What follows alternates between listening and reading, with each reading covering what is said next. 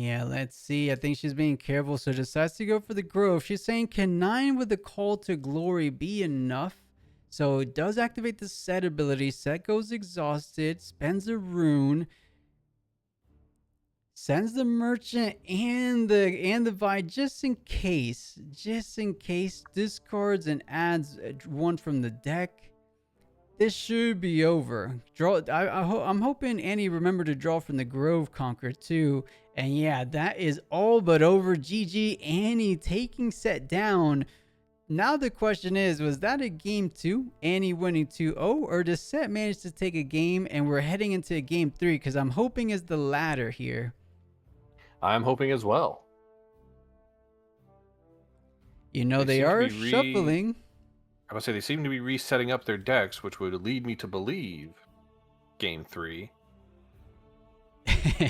Yeah, I mean, it's a great point. I think they are shuffling their decks and picking out their battlefields once again. So Dreaming Tree for Annie and the Monastery Hurana for Sett. So we are headed into that game 3. This was a perfect game to join. And let's see, it looks like Sett most likely going to be on the play.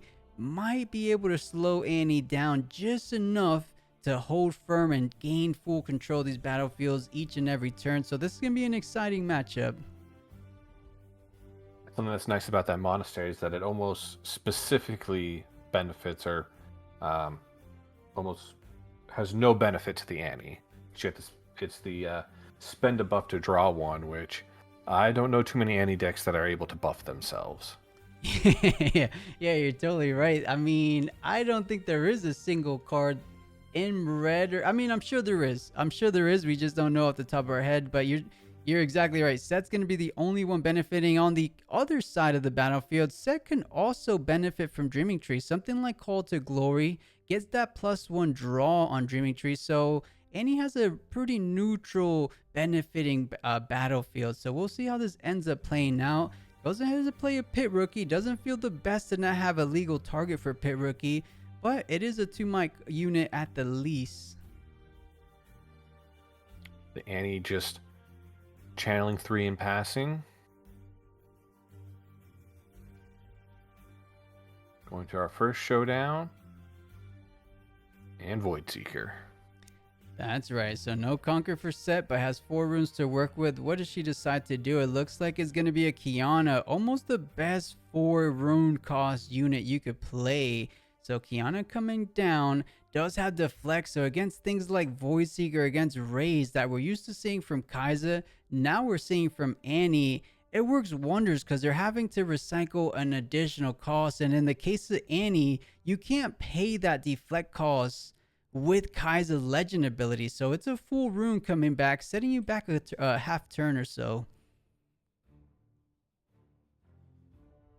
The Annie coming down, getting their Void Seeker back. And untapping 2 at the end of their turn. Now this Sett has a fully ready Kiana. Going to take over the Dreaming Tree. That's right. Now has the ability to either draw 1 if he chooses to do so, or to channel 1 if he values having a bit more rune for the follow-up turns. I think nice and early you tend to do the rune economy increase, and then later game you tend to lean towards that card draw. So it does Conquer. Let's see what she does. Oh, values the draw. Values the draw nice and early. Pit Rookie coming out, adding a buff to the Kiana. Leaving 3 runes up and passing the turn back to Annie, who now has full Fury runes. Yeah, that's something to be mindful of. She can't do anything like ride the wind if she even had that card in hand. But with a lot of cards in hand, I wish I could show you guys, because if I zoom out too far, you guys won't be able to see the board. And since this one's a little bit of an impromptu feature match, would you guys prefer the zoom out to see the hand? Or would you guys rather see the board a little bit better? I'll let you guys decide, because I was leaning towards the board. Because I know Tabletop Simulator already has a bit smaller cards UI. Cleave coming out to Annie Stubborn, giving it an Assault 3. which will put it 1 over the Kiana. Does the set have a... Yep, Sett has a Call to Glory. So they're both going to be activating the Dreaming Tree from each other's respective sides. And That's the double another cleave. cleave. A 9 power Annie doesn't need a Tivers. Yeah, she's enough on her own. So these guys are fighting for that Dreaming Tree. 9-7 should be enough. So Annie scoring her first point. More importantly, though, you took down that Kiana. Sett loves to keep Kiana and then able to get full use of her ability over and over again. So that's a massive kill. I'm wondering, though, she had a buff from the pit rookie. I guess he's valuing saving some runes potentially for this next turn, or maybe 1-2 turns ahead. That way, they don't want to spend a recycle rune right now, because I feel like you would rather use the Sett ability for a unit like Kiana. She's pretty valuable. She is, but now with 7 runes online, you're starting to get into a lot of the stronger powered orange and yellow cost. So the Sett could have just valued that more than the Kiana. Yeah, it has and to the be Annie the case. playing a hidden card. Hidden Blade coming out from Sett to just get rid of the Annie. An aggressive hidden blade, I might add in. Oof, the flight or flight, not only triggering the Dreaming Tree, getting a +1 for Annie, but also creating an invalid target for the hidden blade, because hidden blade specifically says on the battlefield. Now that Annie's back in base, no longer a target for hidden blade, and you still pretty much drew 1 card instead of drawing 2, so not too bad. Saving a unit. And to make matters worse for the Sett, that's going to be a Void Seeker straight to the pit rookie's face, not letting him score a point. But there it is. He wanted all those runes because he wanted that. He wanted to be able to fully use everything this turn. So plays out the Sett Brawler. And he's not looking in a terrible position. But whenever you see a Sett Brawler, you know things are definitely cooking up in the next turns for Sett. Yes, indeed. That Sett coming down with the buff already attached. Annie having 5, getting their Chaos Rune back on the battlefield. Now the question is, are they going to keep fighting over the Dreaming Tree?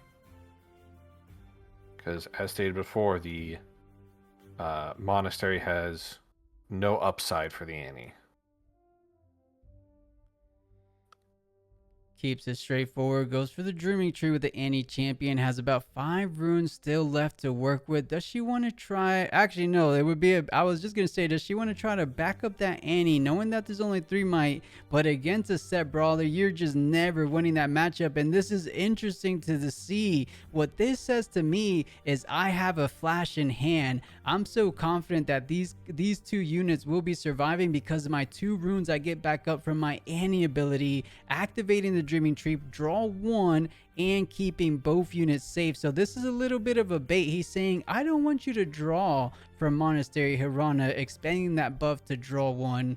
I want you to try to come over here to the Dreaming Tree and bait out something like my flash. So let's see if Sett's 1 step ahead, or does he just have to do what he has to do? Because you're either going to let them flash or you're going to let them earn 1 more point from the hold. So this is a tough position for Sett.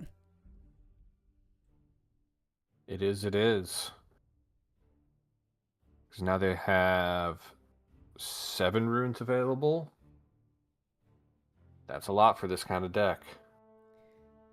That is in step 1. Yes, considering Sett used to work with low rune count, but step 1 goes with the showstopper, and it will be that flash. So recall 2 units back to base, or move 2 units, 2 friendly units I will add, back to base. So Darius and Annie nice and safe. Sett does go up to 2. Then the Sett playing out that Trifarian Glory Seeker, coming in with a buff. And passing the turn with 4 runes unexhausted.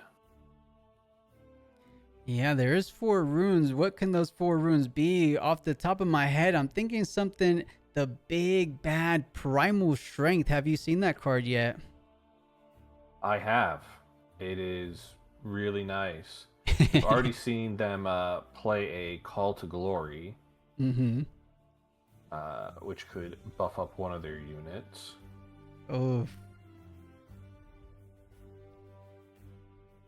massive card. Comes at a big hefty cost like Falling Stars with the 2 Chaos runes recycled, but taking down a huge unit in Sett, and not completely down. It does get sent back to hand, but now enabling a double conquer turn for Annie. Let's see if she completely gets it done. I mean, Primal Strength is only when a unit's defending, so yeah, it goes from 2 to 4 in a single turn, and now has to go ahead and deploy out the Brawler one more time. If you don't have another showstopper or something like a first mate, if he has the enough runes, 2, 4, 5.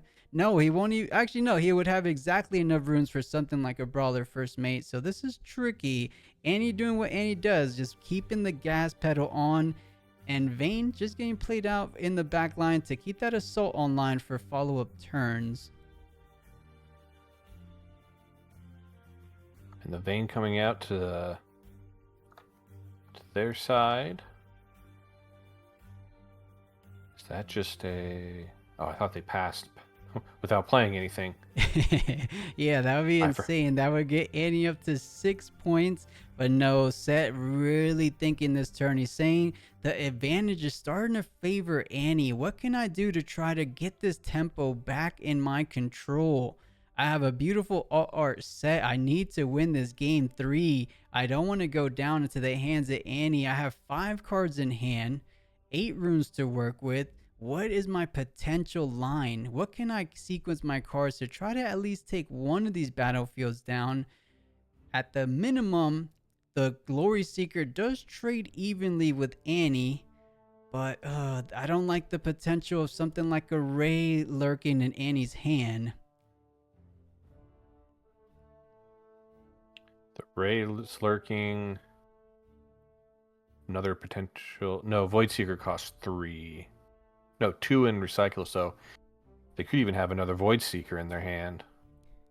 Well, three in recycled, right? 3 in recycle? Yeah. Oh, it is 3. Sorry, it looked like 2 from when I was looking at their one in the it is on the good. side here. All right, looks like he's going for the Brawler again. Is there going to be that second showstopper we saw just the previous turn?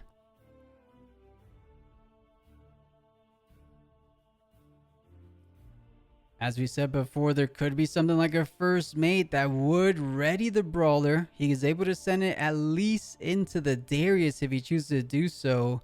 You have to be careful though, because there are 2 runes available. Something like a Ray would still bring that Sett down to enough range. Actually, if you buff...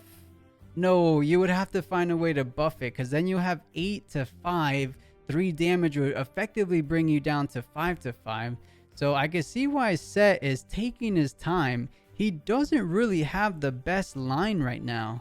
Depending on his cards in hand, the best he could do is evenly trade on both battlefields, it looks like.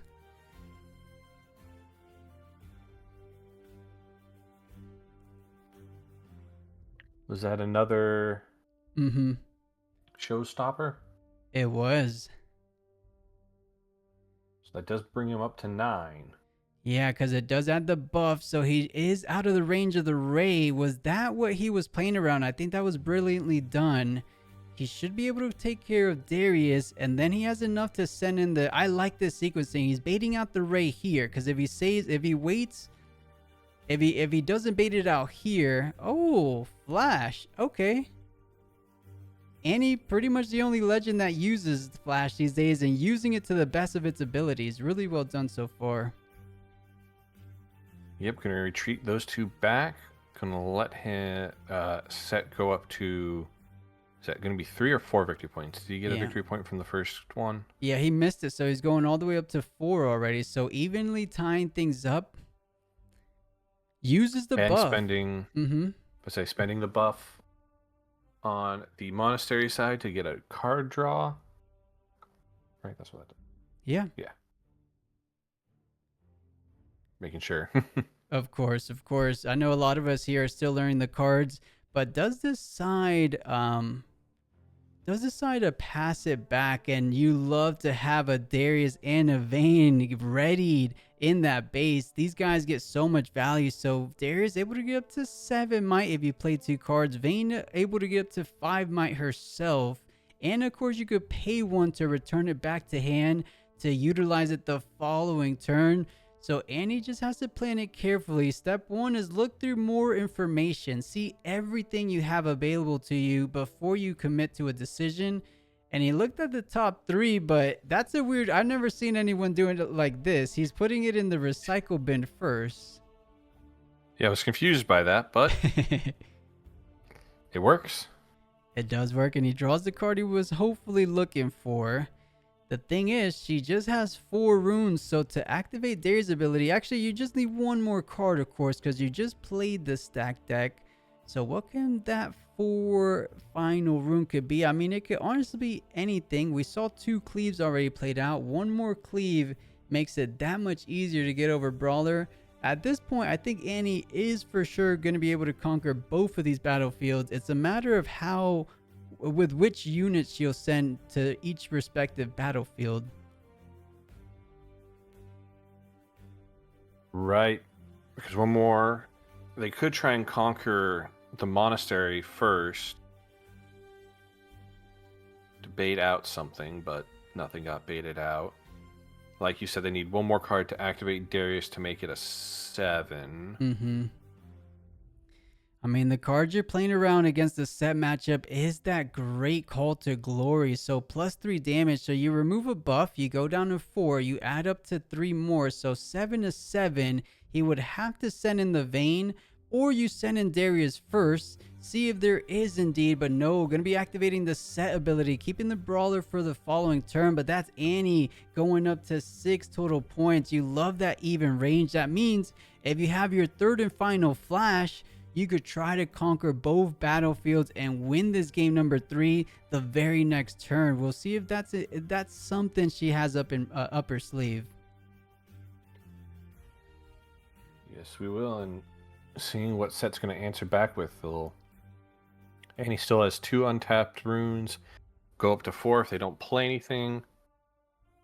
And they are going to have a card hidden on their end step. Untap those 2. Yeah, no, maybe perhaps Annie's ability is also a missable trigger, so you want to make sure you always ready those 2 runes as soon as you end of the turn before you officially pass. So those runes, as you said, should be ready about now, but does send it over to Sett. 5 cards to work with, that's plenty for Sett.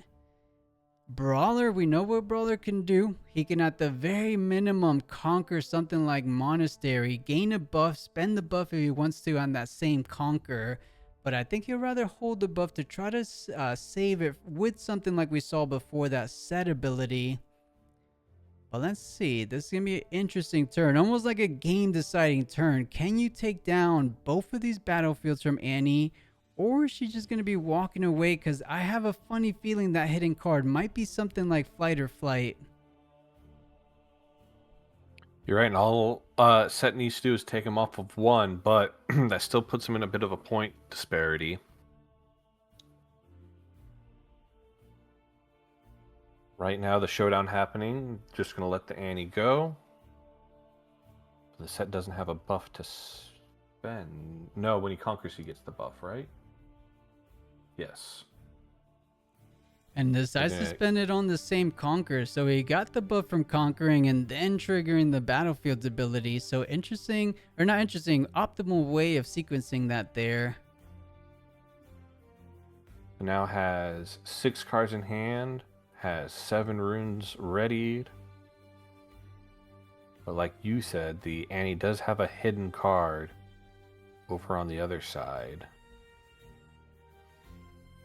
The 3 are coming out, and is that another Sett coming out?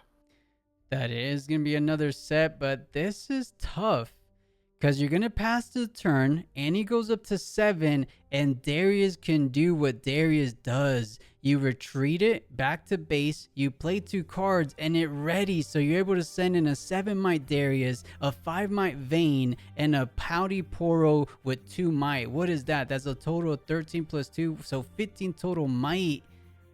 I think Annie should be guaranteeing this game. Or 12, 14 total might. I miscounted by 1.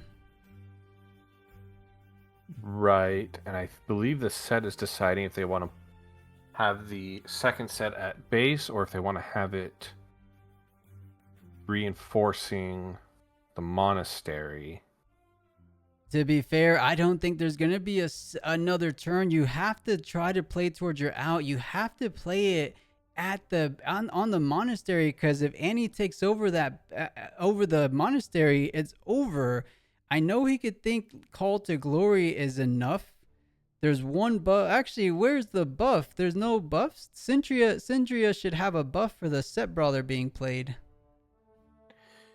Yes, I think he was waiting until they decided where the set was going to be played to. Mm-hmm.